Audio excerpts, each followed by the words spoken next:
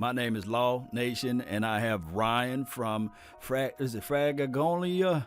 Did I say it right? Fratagonia, yeah. Fratagonia, man. Hey, we mentioned that name, and then all of a sudden I started seeing Fratagonia everywhere, man. Yeah, but neither here nor there. This is week 3, episode 3. Fan-to-Fan Network, whereas we have strong opinions and we have insights on multiple teams as it relates to football. And you go to fan2fannetwork.com where you can check out all of that wonderful stuff. And you will see Ryan's articles that he writes for the Dallas Cowboys. How you feeling today, Ryan? Law, I'm feeling good. I'm excited about week 3. You know, it could have been a long week 2 if we didn't pull a win out of our backside, but we figured it out, and it's been a nice week. Nice week indeed, man. We got our hands full as it relates to our defensive side of the ball. I think our offense can probably bang with the good old Seattle Seahawks, but our defense may have a hands full because they got a DK Metcalf. They got a Lockett. They got I call him the honey badger of the offensive side of the ball. And they said, let that guy cook, Russell Wilson. Man, we're going to have our hands full, man. What are your thoughts on the defense versus their offense? Well, first, I want to say that I think Dwayne Brown has missed 2 days of practice. Their starting left tackle.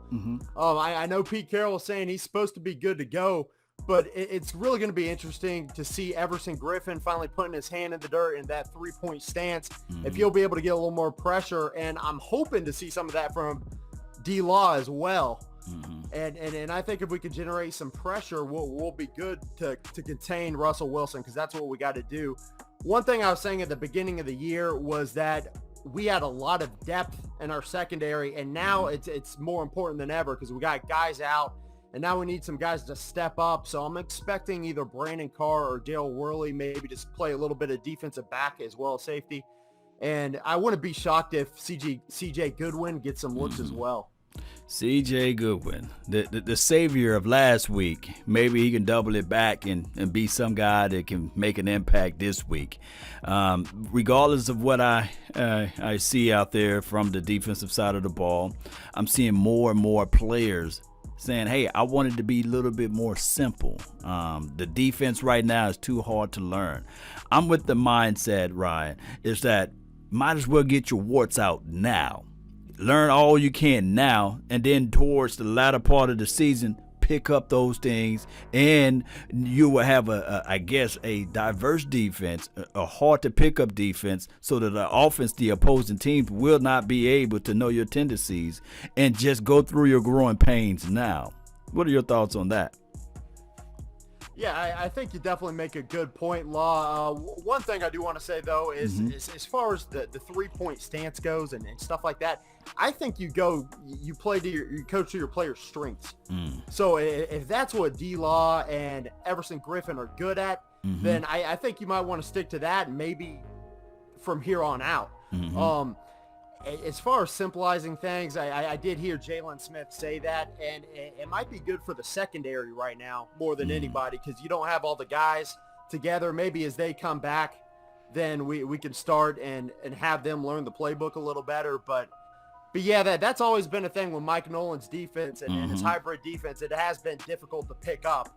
So it'll be interesting to see how much we simple it down and going forward. No doubt. And we've been battling this shoulder situation with Diggs, and hopefully, and I mean just that he will be ready against DK Metcalf or Tyler Lockett if they put him on him. I just feel like if our front four do not create pressure and do not keep Russell Wilson inside the pocket, because you definitely don't want him to run outside the pocket, then it'll be a long chess match, and I'm talking about a lot of money on the board, and I don't want them to say checkmate. I want us to say it at the end. So hopefully, I think that Rain Dakota Prescott can at least match up what he did last week and put up north of 300 yards, because seems like it's gonna go that way. Yeah, I think Dak may even have a bigger week this week than last week. I think he's going to have all time in the world in the pocket. And now they will be sending some blitzes. And I think Jamal Adams is definitely going to come down and stuff the box on running plays. And hopefully we can mix that up and bring in some quick throws early, get the ball out quick, let the receivers go to work. And once they learn that they can't put 8 guys in the box, then hopefully we'll be able to run the ball some too and get Zeke's game established. Oh, man, my goodness, Ezekiel Elliott. And I think that this could be his first game of getting 100 yards. Like you said, their defense is not that powerful on the opposing side. So hopefully Ezekiel Elliott get his first 100 yards. And this is not about stats because we all love the victory. And it's not about style points, of course. But I would love to see Ezekiel Elliott hit that stride and get ready for the following week against the Browns or what have you. But this could be the game that Ezekiel Elliott come out and say, hey, I'm here to stay, Cowboy Nation. You guys know how it feels. And then CeeDee Lamb. Just think about it. All last week, we was looking at it like, who else can be another wide receiver to step up? And all he did as his second game ever, put up 100 yards. So I think that he can marry those performances up together, and we'll have back-to-back 100-yard performance from CeeDee Lamb. Yeah, I'd love to see it, Law. And CeeDee Lamb is explosive. He's fast. I think Seattle's secondary is okay. I don't think they're elite anymore. They're not the Seattle defense we're used to from the Earl Thomas era. And their defensive line is kind of built to stop the run. They got a couple big guys in the interior, Poona Ford and Jaron Reed. Yeah. And they got a couple guys on the outside that I think have also not practiced this week, Rasheem Green and Benson Mayowa. Benson Mayowa. That sounds like a familiar name there. He used to play for the boys, right? Sure is. And so they're kind of weak on that defensive line. I think Mayowa might even be starting on one side. All right, so Ryan, let me throw a quick question at you, Dan. Sure. You the GM for the day. Would you, dare I say, start Tyron Smith, or you would say, hey, we would really need you for the next week against the Browns? What would you do? This is one where I would definitely, listen to what the doctor says. If he's good to go, he's good to go. Okay. But if it's an iffy situation, I would definitely let him sit this week and start against the Browns. Like I said, Seattle will be sending blitzes, but their organic pass rush just isn't all that, in my opinion. Yeah, there's one guy that wears 33 on his jersey over there, and he really loved the Cowboys so much. He got a Cowboy star on him, somewhere on his body. His name is Jamal Adams, and he's been listening. He's been listening to the Dallas Cowboys media and the news that come out of the DallasCowboys.com, and he's been saying, hey, they say that I can't cover. So I hope, this is my hope right here, Ryan, that he try to prove a point and say, well, I can cover CD, or I can cover the slot guy, whoever they're going to move inside the slot, or I can cover the tight end up the seam. I am a versatile corner / safety / defensive back / linebacker. I can do it all, socks and draws. I want him to say that in his mind, Sure. And I want him to press a little bit. Nevertheless, I don't think that will be the cup of tea that we're going to get, or the cup of coffee. I think that he's going to be really, really pumped up and prompt to play against those Cowboys. What do you feel about Jamal Adams? Yeah, I'm definitely worried about Jamal Adams. He's probably one of the best 2 or 3 safeties in football. And like I said, he's definitely incredible at stopping the run, but he's not bad in coverage either. But he's definitely makes his money stopping the run. Right. And so it's a little scary hearing that from him, because I know he definitely has this game circled on his calendar, and it'll be interesting. I think he's got to pick his poison. Zeke or CeeDee Lamb and the passing game, and it's going to be one or the other. But the Seahawks defense in general has got to pick their poison. They got to, and our defense got to find something to establish themselves, whether or not we're going to be a pass type of defense where we stop the pass, or we're going to be this run stopping defense and stop the run or what have you, or sack generator defense. I don't know. And this weekend we will find out, because we're going against one of the better of the best offenses out there. And just for a reference point, Russell Wilson, he can evade and elude, yes. But on the flip side, Dak Prescott, we have danger on our right tackle issue. And the guy that's going to blitz off of that side, primarily number 33, like I just mentioned, He got 2 sacks. He's if he was on the Cowboys, he would be leading the Cowboys in sacks. He got more sacks than the entire Cowboys team. That's crazy, right? Yeah, it really is. Jamal Adams is dominant at what he's good at, and yeah, so that is going to be a struggle. And we all know Russell Wilson is on top of his game right now. I think he had 5 touchdowns and against the Patriots, but at the same time, Patriots almost came back in that game too. So, and I don't think Cam has the kind of weapons that Dak does, but offensive line still going to have to hold up this week. And if Tyron Smith can't go, then hopefully Brandon Knight will be as good as he was week 2 at protecting the passer. Yeah, I like Brandon Knight. He stepped up really big for us.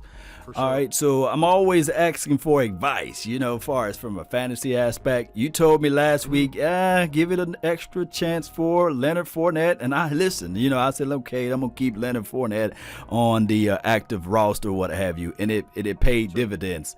Really good. I won. I beat my opponent by at least 60 or 70 points. So I had his casualty in war, right? I had CMC. He got injured, so he's out. And his replacement, I still got Leonard Fournette. Really not a lot of good guys out there. So I have Adrian Peterson as my second running back. But here's where I have to lean on you for advice. Copy. I got Dak Prescott as the starting quarterback, Russell Wilson as the backup quarterback. Dak Prescott earned his way last week. Who shall I start this week? So I got 2 things, Law. One, I think our secondary has been in the right place, and they just haven't made that catch yet. But 2 weeks in a row, we've had multiple opportunities at an interception. This week, I think we finally get at least 1 on Russell Wilson. And 2 is you got to go with your own guy. We got to go with Dak Prescott. I think he's going to have the big game in Seattle. I think that with Seattle's pass rush, we do have to worry about Jamal Adams blitzing off the edge. But I do think Dak's going to pick him apart. Oh, and speaking of that, since I got all teams, almost it feels like a Cowboys team. I also have Amari Cooper and as well as C.D. Lamb.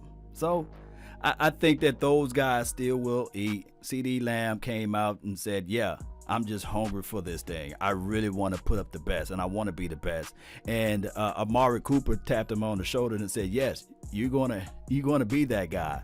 And Amari Cooper came out earlier this week and said this right here, Ryan.